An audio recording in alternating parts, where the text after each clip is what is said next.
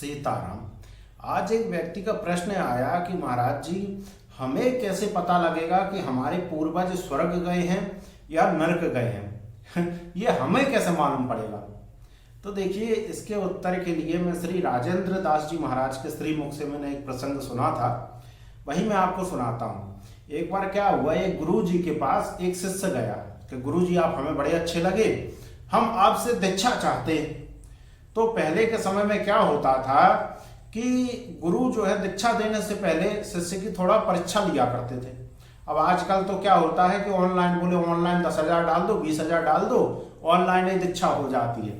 परंतु पहले ऐसे नहीं होता था। पहले गुरु टेस्ट करते थे कि जो है शिष्य योग्य है कि नहीं है। तो गुरु जी ने क्या किया, गुरु जी ने कहा ठीक है, हम तुमको दीक्षा देंगे, परंतु वो जो अर्थी जा रही है, वहां पर एक अर्थी जा रही थी, कुछ लोग अर्थी लेकर के जा रहे थे। तो गुरुजी ने कहा एक काम करो, जा करके पता लगाओ वो आदमी स्वर्ग गया है कि नरक गया है। अब ये बात सुन करके जो है शिष्य की तो खोपड़ी चकरा गई।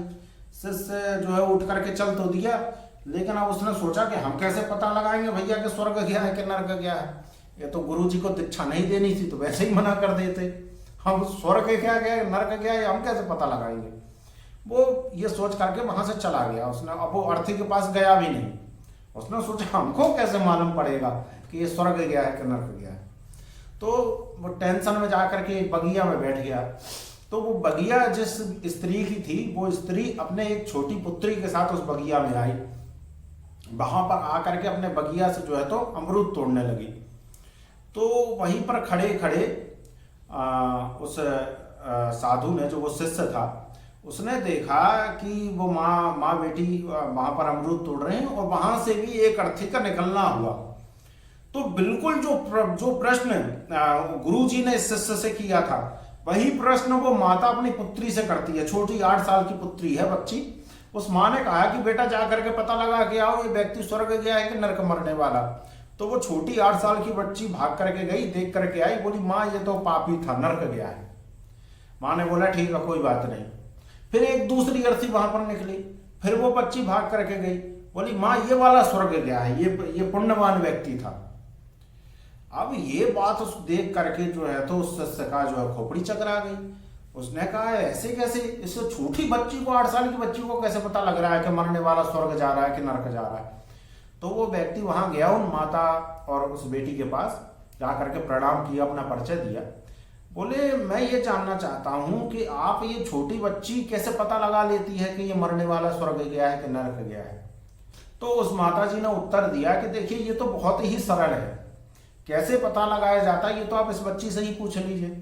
तो उस बच्ची ने बताया कि जो पहली अर्थी गई थी, जब हमने जाकर के उस अर्थी के पास देखा तो जो उस अर्थी के साथ बहुत कम लोग थे, 4-5 लोग ही थे, और उसमें से भी जो 4-5 लोग भी थे वो रोगा नहीं रहे थे, हंसते मुस्कुराते हुए लेकर के अर्थी बस चले जा रहे थे। इससे पता चलता है कि मरने वाले ने अपने जीवन में कोई भी सत्कर्म नहीं किया, किसी के लिए भलाई के लिए कोई कार्य नहीं किया। यदि उसने अपने जीवन में कोई सत्कर्म किया होता या किसी के भलाई के लिए कोई कार्य किया होता या अपने परिवारजनों के लिए भलाई के लिए भी उसने कार्य किया होता, तो कम से कम उसके परिवार के लोग तो रोते ही रोते, परंतु आसपास मोहल्ले का तो कोई व्यक्ति उस अर्थी के साथ आया भी नहीं। परिवार के मात्र लोग उस अर्थी को लिए हुए थे, 4-5 लोग, और वो भी रो नहीं रहे थे। इससे समझ में आता है कि मरने वाला व्यक्ति पापी था और वो निश्चित तौर पे नरक ही गया है। और इसके दूसरे बात, जो अर्थी आई थी उसके साथ बहुत ज्यादा भीड़ थी और लगभग वो भीड़ दिखाती नहीं थी। उसमें से लगभग सभी की आंखें नम थी और उसमें से कुछ लोग तो ऐसे लग रहे थे कि वो उस अर्थी के साथ ही अपने प्राण दे देंगे। रो रहे थे कि आपके बाद हमारा क्या होगा, आपने हमारे साथ इतना अच्छा किया, इस प्रकार से बातें वहां चल रही थी।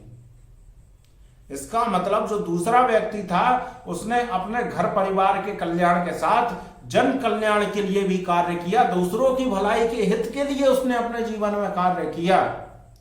तभी उसके आस पड़ोस की बस्ती के और दूर दूर के बहुत सारी भीड़ उसके साथ चल रही थी और लगभग सभी की आंखें नम थी उसके जाने के कारण। तो क्योंकि उसने सभी के भलाई के लिए कार्य किया, ऐसे ही कोई किसी के लिए नहीं रोता। आजकल व्यक्ति रोता है तो यही क्या क्या कह के रोता है, यही तो कहता है अरे आपके जाने के बाद हमारा क्या होगा। आपने यही सुना होगा। तो व्यक्ति अपने स्वार्थ के लिए ही रोता है। तो उस पुत्री ने कहा, उस छोटी बच्ची ने 8 साल की, कि सबकी आंखें नम थी। इसका मतलब उसने जन कल्याण के हित के लिए कार्य किया था, अपने जीवन में दूसरों का भला किया था। तो निश्चित तौर पर वो व्यक्ति स्वर्ग ही गया है। अब जब ये बात शिष्य ने सुनी तो शिष्य की तो खोपड़ी चकरा गई कि इतनी छोटी बिटिया और इतनी अच्छी बुद्धि इसकी। उसने माताजी और बेटी जी को दोनों को प्रणाम किया, छोटी बच्ची को और माताजी को प्रणाम करके अपने गुरुजी के पास आया और बोला कि गुरुजी हम पता लगा करके आ गए। गुरुजी ने कहा कैसे पता लगाया? तो शिष्य ने झूठ नहीं बोला। शिष्य ने कहा हमको पता नहीं था, हम ऐसे ऐसे एक बगिया में गए, वहां पर हमको जो है तो माता जी से और एक पुत्री से ये ज्ञान प्राप्त हुआ और हम उनको प्रणाम करके भी आए। तो गुरुजी ने कहा ठीक है, तुमको उत्तर नहीं आता था परंतु तुमने उत्तर के लिए प्रयास किया, इसलिए तुम मेरे शिष्य बनने योग्य हो। तो यहां से हमको क्या समझ में आता है कि जो व्यक्ति सत्कर्म करता है, दूसरों के जन कल्याण के लिए कार्य करता है, वो निश्चित तौर पे स्वर्ग ही जाता है। अब जो व्यक्ति केवल अपने लिए ही जीता है, उसको अपने दुख से दुख है, अपने सुख से सुख है, वो तो नरक ही जाएगा।